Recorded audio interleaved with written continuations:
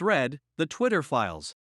What you're about to read is the first installment in a series based upon thousands of internal documents obtained by sources at Twitter. The Twitter files tell an incredible story from inside one of the world's largest and most influential social media platforms.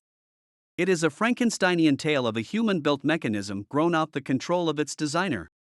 Twitter in its conception was a brilliant tool for enabling instant mass communication, making a true real-time global conversation possible for the first time. In an early conception, Twitter more than lived up to its mission statement, giving people the power to create and share ideas and information instantly, without barriers. As time progressed, however, the company was slowly forced to add those barriers. Some of the first tools for controlling speech were designed to combat the likes of spam and financial fraudsters. Slowly, over time, Twitter staff and executives began to find more and more uses for these tools. Outsiders began petitioning the company to manipulate speech as well, first a little, then more often, then constantly. By 2020, requests from connected actors to delete tweets were routine. One executive would write to another, more to review from the Biden team. The reply would come back, handled. Celebrities and unknowns alike could be removed or reviewed at the behest of a political party. Both parties had access to these tools. For instance, in 2020, requests from both the Trump White House and the Biden campaign were received and honored. However, this system wasn't balanced. It was based on contacts. Because Twitter was and is overwhelmingly staffed by people of one political orientation, there were more channels, more ways to complain, open to the left, well, Democrats, than the right. The resulting slant in content moderation decisions is visible in the documents you're about to read. However, it's also the assessment of multiple current and former high-level executives. Okay, there was more throat clearing about the process, but screw it, let's jump forward. The Twitter Files, Part 1, How and Why Twitter Blocked the Hunter Biden Laptop Story. On October 14, 2020, the New York Post published Biden's secret emails and expose based on the contents of Hunter Biden's abandoned laptop. Twitter took extraordinary steps to suppress the story, removing links and posting warnings that it may be unsafe. They even blocked its transmission via direct message, a tool hitherto reserved for extreme cases, e.g. child pornography. White House spokeswoman Kayleigh McEnany was locked out of her account for tweeting about the story, prompting a furious letter from Trump campaign staffer Mike Hahn, who seethed, "At least pretend to care for the next 20 days. This led public policy executive Caroline Strom to send out a polite WTF query. Several employees noted that there was tension between the comms/policy teams, who had little/less control over moderation, and the safety/trust teams.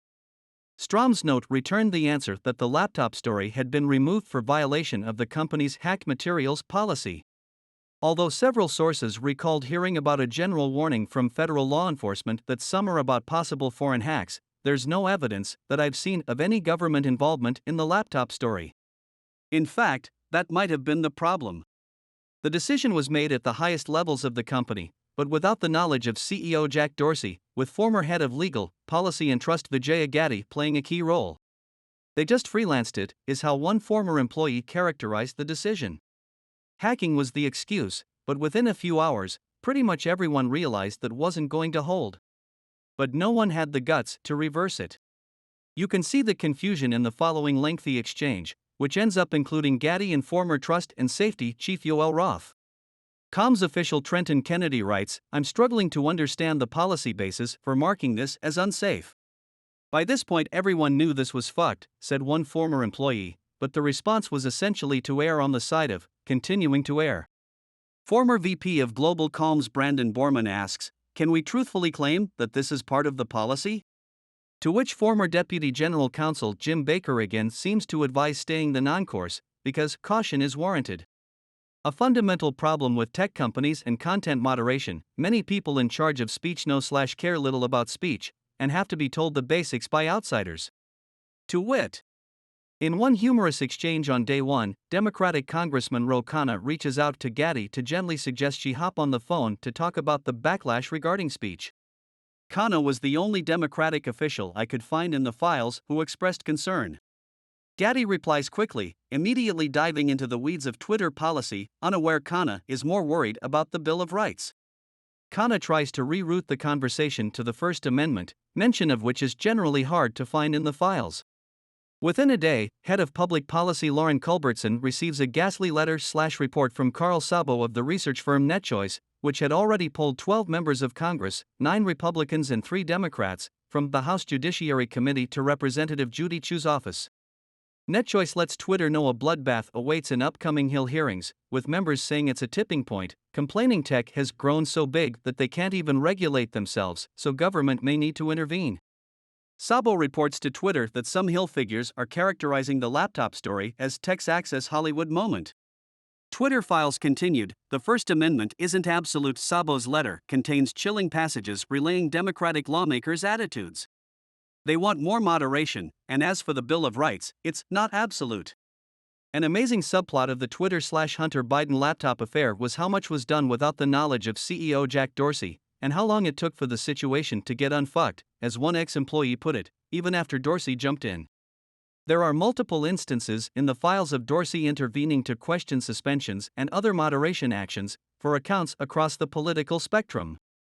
The problem with the hack materials ruling, several sources said, was that this normally required an official/law enforcement finding of a hack. But such a finding never appears throughout what one executive describes as a whirlwind 24-hour, company-wide mess. It's been a whirlwind 96 hours for me, too.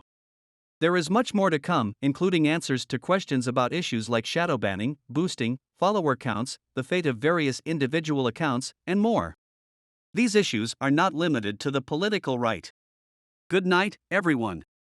Thanks to all those who picked up the phone in the last few days.